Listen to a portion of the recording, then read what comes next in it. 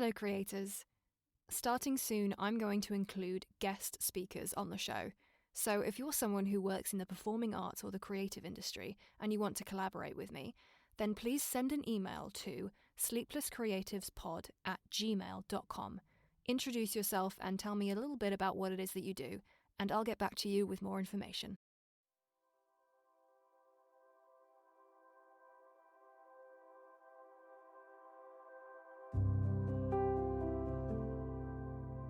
Hello creators, Happy New Year and welcome to the first episode of 2022. You may have noticed that Spotify now has the option to give star reviews. I would be eternally grateful if each of you would pop onto our artist page and submit one for the show. You can find a link to our listening platforms in the Flow page link and also on our website www.sleeplesscreatives.co.uk.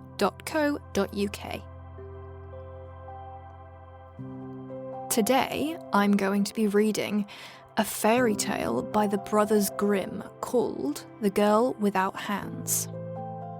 I went to see a stage adaptation of this story on a school trip when I was about 16 years old. It was renamed Wild Bride and performed by a theatre group called Kneehigh. It was the first piece of theatre I saw at a young age that made me want to be an actor, so for that reason it remains very close to my heart.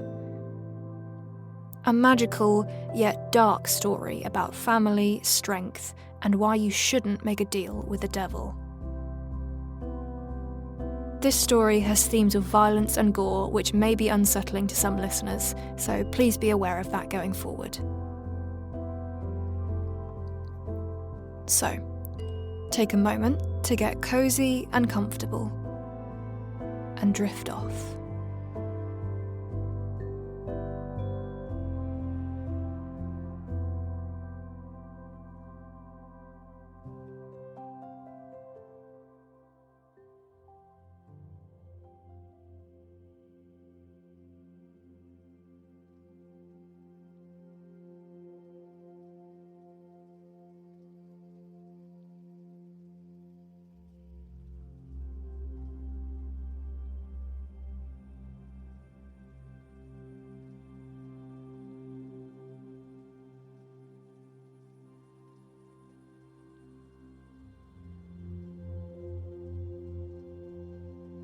A certain miller had little by little fallen into poverty, and had nothing left but his mill and a large apple tree behind it.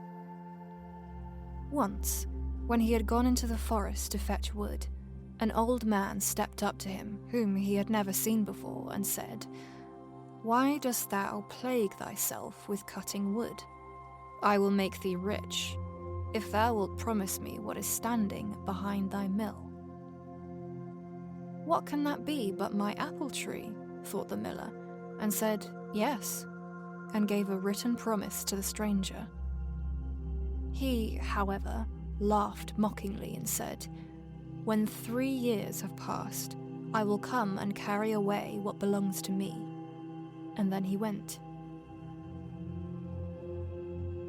When the miller got home, his wife came to meet him and said, "Tell me, miller, from whence comes this sudden wealth into our house? All at once every box and chest was filled, no one brought it in, and I know not how it happened."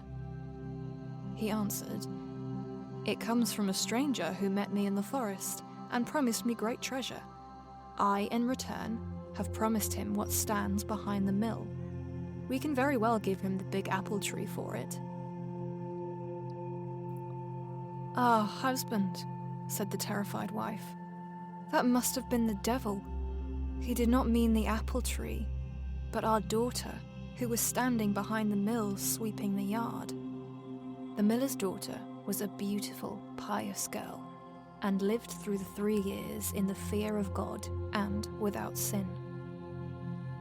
When, therefore, the time was over, and the day came when the evil one was to fetch her, she washed herself clean and made a circle around herself with chalk. The devil appeared quite early, but he could not come near to her. Angrily, he said to the miller, "Take all water away from her that she may no longer be able to wash herself, for otherwise I have no power over her." The miller was afraid, and did so. The next morning the devil came again, but she had wept on her hands, and they were quite clean. Again he could not get near her, and furiously said to the miller, "Cut her hands off, or else I cannot get the better of her." The miller was shocked and answered, "How could I cut off my own child's hands?" Then the evil one threatened him and said, "If thou dost not do it, thou art mine, and I will take thee thyself." The father became alarmed and promised to obey him. So he went to the girl and said, "My child, if I do not cut off both thine hands, the devil will carry me away, and in my terror I have promised to do it. Help me in my need, and forgive me the harm I do thee." She replied, "Dear father, do with me what you will. I am your child." Thereupon she laid down both her hands and let them be cut off. The devil came for the third time, but she had wept so long and so much on the stumps that, after all, they were quite clean. Then he had to give in, and had lost all right over her.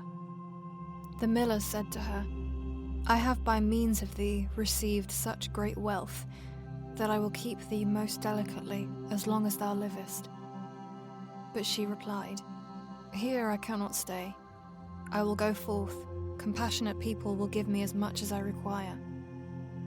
Thereupon she caused her maimed arms to be bound to her back, and by sunrise she set out on her way, and walked the whole day until night fell. Then she came to a royal garden, and by the shimmering of the moon she saw that trees covered with beautiful fruits grew in it. But she could not enter, for there was much water around it. And as she had walked the whole day and not eaten one mouthful, and hunger tormented her, she thought, "Ah, if I were but inside, that I might eat of the fruit, else must I die of hunger." Then she knelt down, called on God the Lord and prayed, and suddenly an angel came towards her, who made a dam in the water so that the moat became dry and she could walk through it. And now she went into the garden, and the angel went with her. She saw a tree covered with beautiful pears, but they were all counted. Then she went to them, and to still her hunger, ate one with her mouth from the tree, but no more. The gardener was watching, but as the angel was standing by, he was afraid and thought the maiden was a spirit, and was silent. Neither did he dare to cry out or to speak to the spirit. When she had eaten the pear, she was satisfied, and went and concealed herself among the bushes.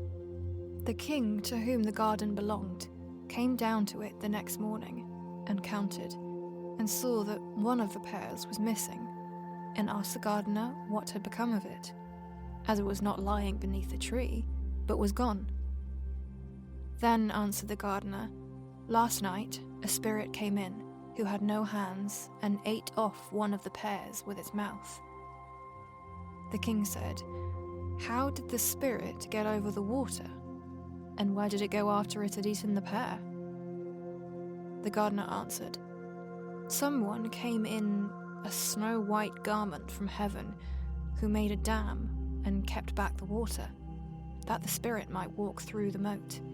And, as it must have been an angel, I was afraid and asked no question, and did not cry out. When the spirit had eaten the pear, it went back again." The king said, "If it be as thou sayest, I will watch with thee tonight." When it grew dark, the king came into the garden and brought a priest with him, who was to speak to the spirit.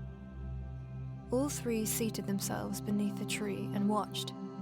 At midnight, the maiden came creeping out of the thicket, went to the tree, and again ate one pear off it with her mouth. And beside her stood an angel in white garments. Then the priest went out to them and said, Comest thou from heaven or from earth? Art thou a spirit or a human being? She replied, I am no spirit, but an unhappy mortal deserted by all but God. The king said, If thou art forsaken by all the world, yet will I not forsake thee. He took her with him into his royal palace, and as she was so beautiful and good, he loved her with all his heart, had silver hands made for her, and took her to wife. After a year, the king had to take the field. Oh, for God's sake.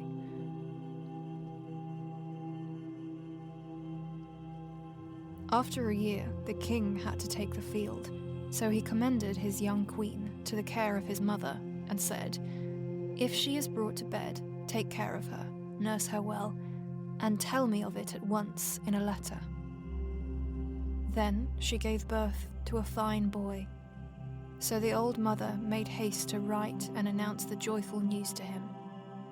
But the messenger rested by a brook on the way, and as he was fatigued by the great distance, he fell asleep.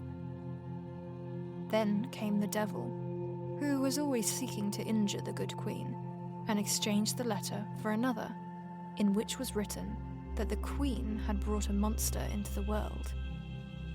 When the king read the letter, he was shocked and much troubled, but he wrote in answer that they were to take great care of the queen and nurse her well until his arrival.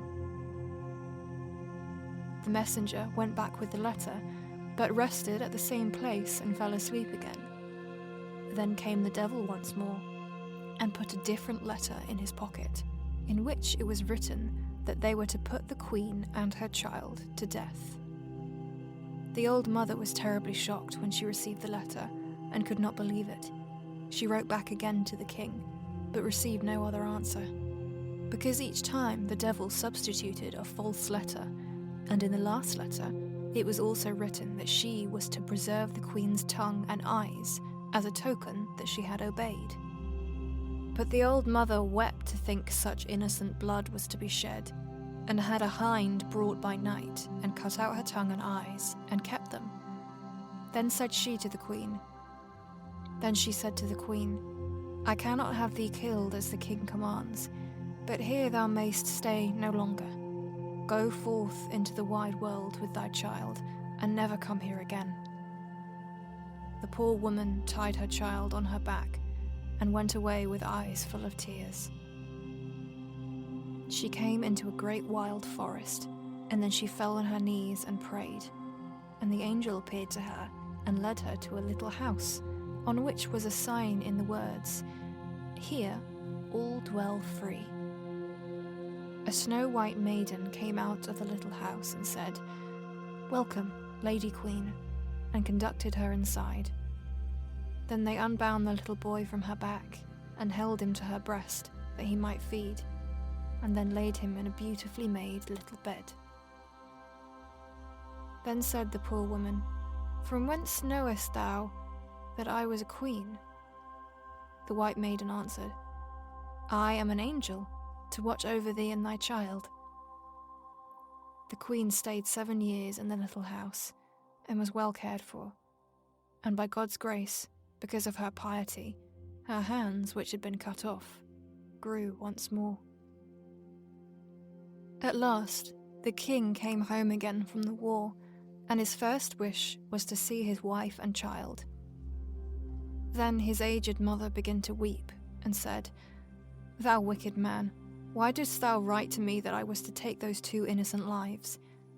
And she showed him the 2 letters which the evil one had forged, and then continued, I did as thou badest me, and she showed the tokens, the tongue and the eyes.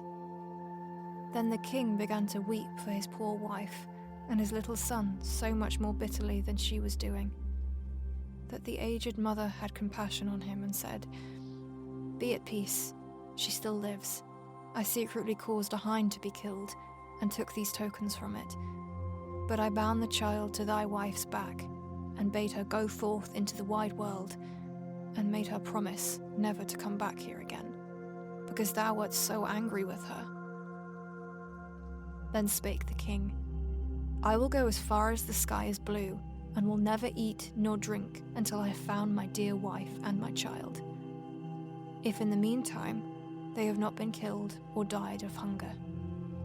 Thereupon the king travelled about for 7 long years, and sought her in every cleft of the rocks and in every cave. But he found her not, and thought she had died of want. During the whole of this time he neither ate nor drank, but God supported him. At length he came into a great forest, and found herein the little house whose sign was, "Here all dwell free." Then forth came the white maiden, took him by the hand, led him in, and said, "Welcome, Lord King," and asked him from whence he came. He answered, "Soon shall I have travelled about for the space of 7 years, and I seek my wife and her child, but cannot find them."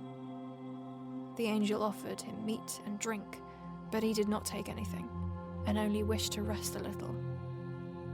Then he lay down to sleep, and put a handkerchief over his face. Thereupon the angel went into the chamber where the queen sat with her son, whom she had named Sorrowful, and said to her, "Go out with thy child, thy husband hath come." So she went to the place where he lay, and the handkerchief fell from his face. Then she said, "Sorrowful, pick up thy father's handkerchief, and cover his face again." The child picked it up, and put it over his face. The king, in his sleep, heard what passed, and had pleasure in letting the handkerchief fall once more.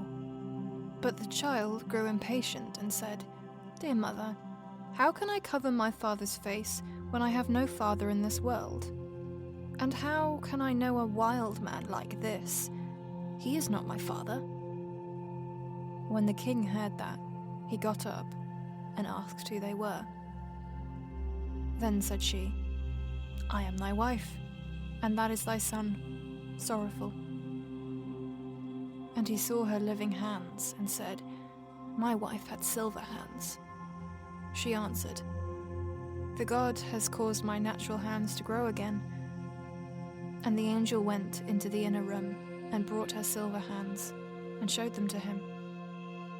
Hereupon he knew for certainty that it was his dear wife and his dear child, and he kissed them, and was glad, and said, "A heavy stone has fallen from off mine heart."